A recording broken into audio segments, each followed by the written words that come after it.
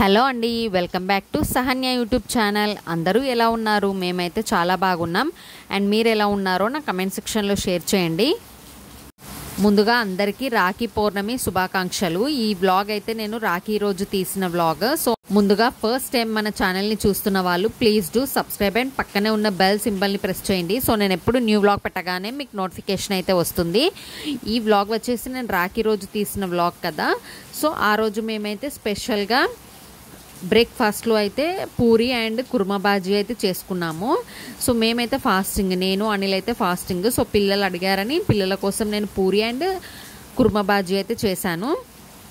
So అలా వాళ్ళైతే breakfast enjoy చేసిన తర్వాత మేము అనిల్ అయితే మార్కెట్కి వెళ్ళి కొన్ని వెజిటేబుల్స్ అయితే తీసుకొచ్చాడు. సో ఈరోజు లంచ్లోకి మేమైతే వెజ్ బిర్యానీ అయితే చేసుకోబోతున్నాం. సో దానికోసమే అక్కడ అనిల్ అయితే ఆనియన్ అన్ని వెజిటేబుల్స్ అన్నీ కట్ చేస్తున్నాడు. పిల్లలు పుదీనా కొత్తిమీర ఇవన్నీ తెంపుతున్నారు. మా మామయ్య కూడా హెల్ప్ చేస్తున్నాడు.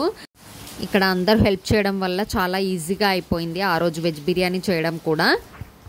పిల్లలకైతే హాలిడేస్ ఉన్న రోజు అయితే నాకు పిల్లలు చాలా బాగా హెల్ప్ చేస్తారు వంటలో. కానీ వంటలో మాత్రం అనన్య ముందుగా ఉంటుంది. సో తను చాలా బాగా హెల్ప్ చేస్తుంది నాకు ప్రతి ఒక్క విషయంలో కానీ.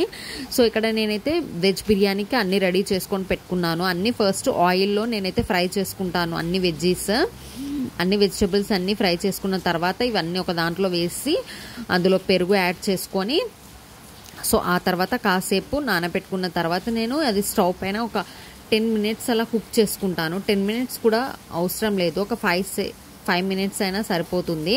సో ఎందుకంటే ఆల్రెడీ మనం అందులో ఆయిల్లో అన్నీ ఫ్రై చేసాం కాబట్టి త్వరగానే కుక్ అయిపోతుంది. సో అందుకనే నేను ఇవన్నీ కాసేపు ఫ్రై చేసుకున్న తర్వాత రైస్ కూడా కాసేపు ఒక 70% కుక్ చేసుకున్న తర్వాత ఇదంతా ఇందులో యాడ్ చేసుకొని 2 లేయర్స్గా యాడ్ చేసుకొని కొత్తిమీర అండ్ ఇవన్నీ యాడ్ చేసుకున్న తర్వాత వెజ్ బిర్యానీ అయితే రెడీ అయిపోతుంది. Hi, happy Rakshabandhan. ఈరోజు specials veg biryani, puri, raita,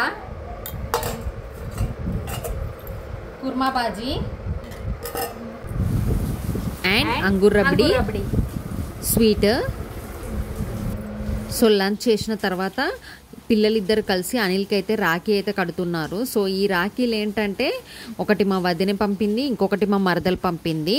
so ఈ రాఖీలు ఈసారి మాకు రాఖీ పండగ చాలా స్పెషల్. ఎందుకంటే రాఖీలు మాకు శ్రీకృష్ణుని రాఖీలు అయితే వచ్చాయి. సో చాలా హ్యాపీగా అనిపించింది. అనిల్ కూడా చాలా ఎగ్జైటింగ్గా ఫీల్ అయ్యాడు ఆ రాఖీలని చూసి. సో అలా రాఖీ పండగనైతే సెలబ్రేషన్ చేసుకున్నాము.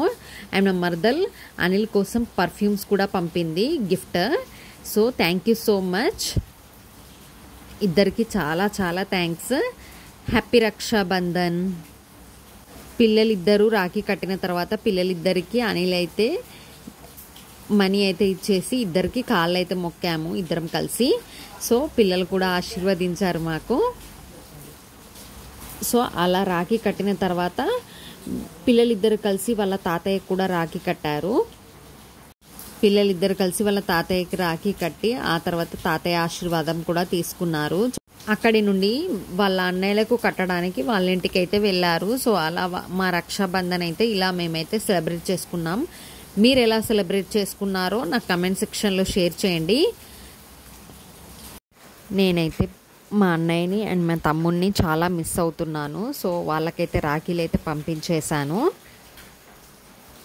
ఇక్కడ మా సోలాపూర్లో మార్కండేయన్ జయంతి చేస్తారు. సో ఈ రాఖీ పండగ రోజు సో అలాగే మార్కండేయన్ రథం మీద ఊరేగిస్తారు. సో చాలా బాగా చేస్తారు. ఇక్కడ డీజేలతోటి చాలా బాగా చేస్తారు. సో చాలా అది చూడ్డానికైతే ఫుల్ రష్ ఉంటుంది. సో అక్కడికి వెళ్తే మాత్రం చాలా రష్ ఉంటుంది. సో అందుకనే ఈసారి అయితే వెళ్ళలేదు నేను. ఇలా మా రాఖీ పండగ సెలబ్రేషన్స్ అయితే జరుపుకున్నాము with lunch specials.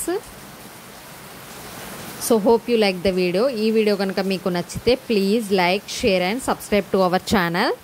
Thank you for watching. Thank you, bye bye. ఇక్కడ లాస్ట్లో కట్టేది అనిల్ వాళ్ళ చెల్లె. సో తను కడుతుంది రాఖీ. Bye bye.